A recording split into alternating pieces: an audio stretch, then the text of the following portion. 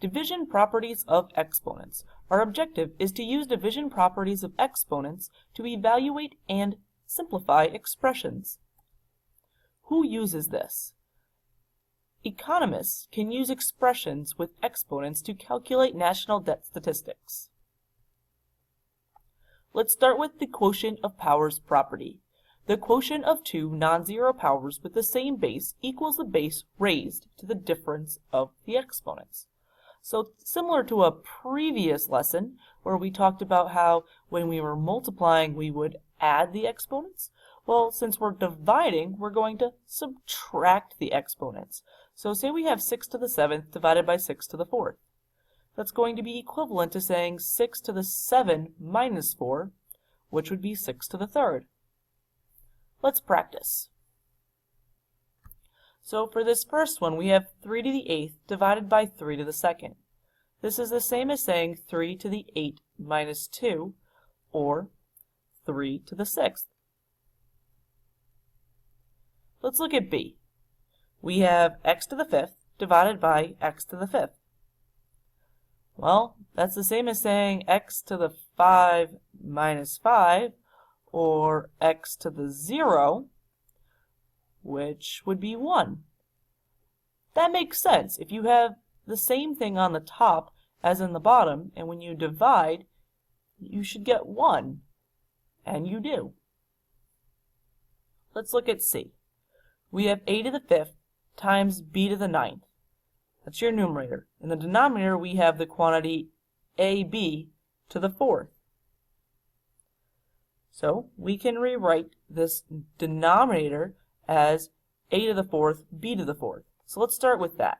So we have a to the 5th, b to the 9th as our numerator, and our denominator is a to the 4th, b to the 4th. Well, if we subtract our powers here, we're going to be left with a to the 1 and b to the 5th. So we have ab to the 5th. Now let's look at D. So we have 2 to the 3rd times 3 to the 2nd times 5 to the 7th. That's all divided by 2 times 3 to the 4th times 5 to the 5th. So even though there's not variables here, like in B and C, you follow the same principle. So we have 2 to the 3 minus 1 times 3 to the 2 minus 4 times 5 to the 7 minus 5. So that leaves you with 2 to the 2nd times 3 to the negative 2nd times 5 to the positive 2. And then we simply have to rewrite some of this. So we have 2 to the 2nd times 5 to the 2nd on top, and then we're going to have 3 to the 2nd as our denominator, because if it's 3 to the negative 2nd, to make it positive, we move it downstairs. If it's easier, you can simply keep it wherever there's more of them. So for example, there are more 3's down on the bottom, so you're going to have 3 to the 2nd on the bottom. There are more 2 to the 3rds, or 2's on the top, because you have 2 to the 3rd versus 2 to the 1st. So you have 2 more of them on the top, so 2 to the 2nd on the top. However, we can still simplify this one step further. 2 to the 2nd is 4, 5 to the 2nd is 25, and 3 to the 2nd is 9, which means you have 100 over 9.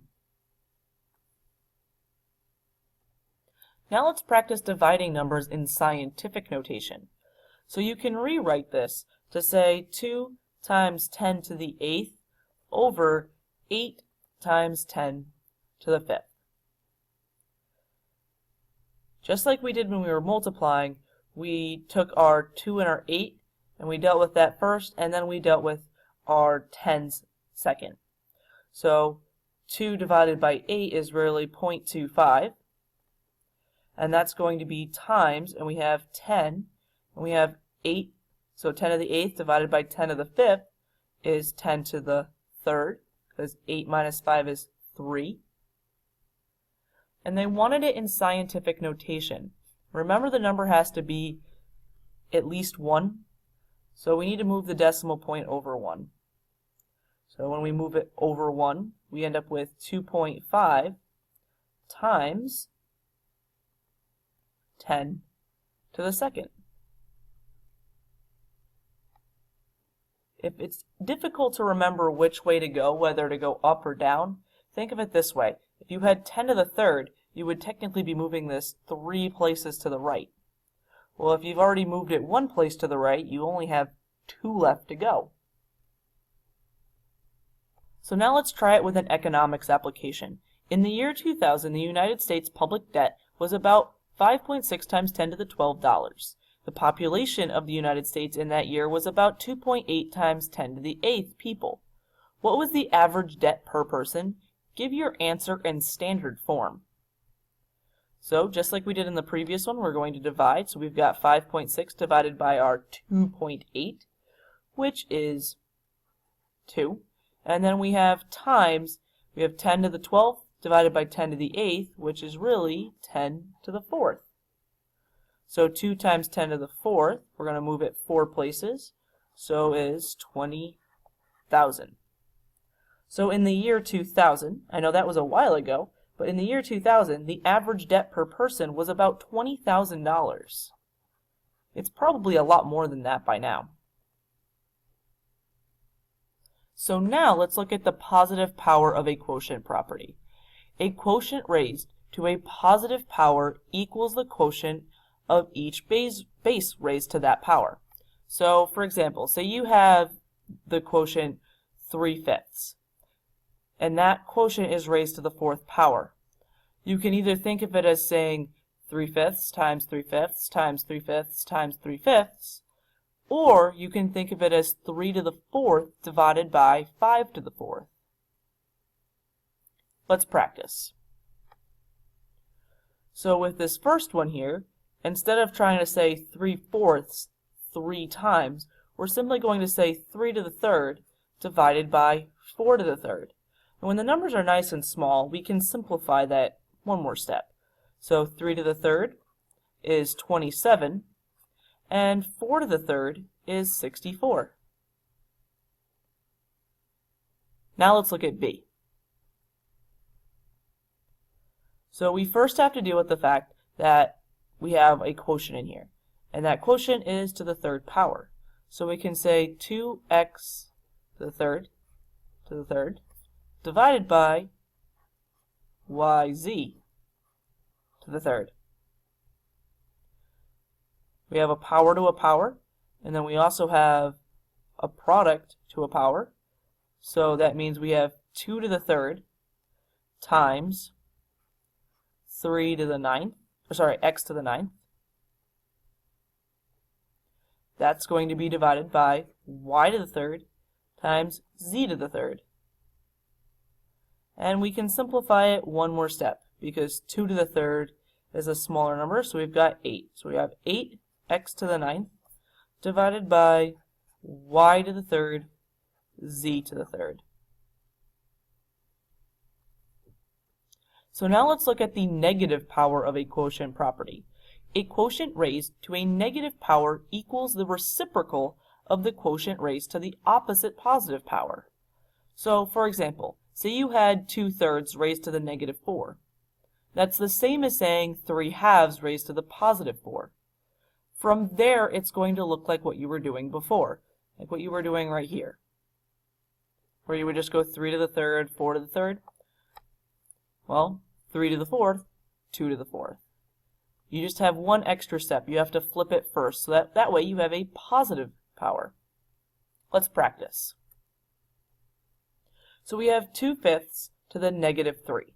So let's start by saying 5/2 to the +3, which means we have 5 to the 3rd over 2 to the 3rd, and both of those are nice numbers, so we have 125 over 8. Now let's look at B. So once again, we have to flip the fraction first, so that way we're dealing with a positive power. So we're going to have y squared over 3x, and that's going to be to the 3rd power. And then let's continue simplifying. So we now have y squared to the third power, and then we have this 3x to the third power. So we have y to the sixth, and then we have 3 to the third, which is 27, and then x to the third, which is simply x to the third. Take a moment and see if you can do C on your own. When you return to the video, the answer will be revealed below.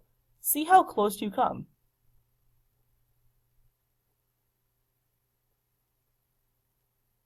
So step 1, we're going to flip our fractions around since they are both raised to a negative power. So now we have 4/3 to the first, and then we have 3y over 2x, that quantity raised to the second. And, well, 4/3 to the first is 4/3. And now we have our 3y to the second and our 2x to the second. So we have a product that's to a power.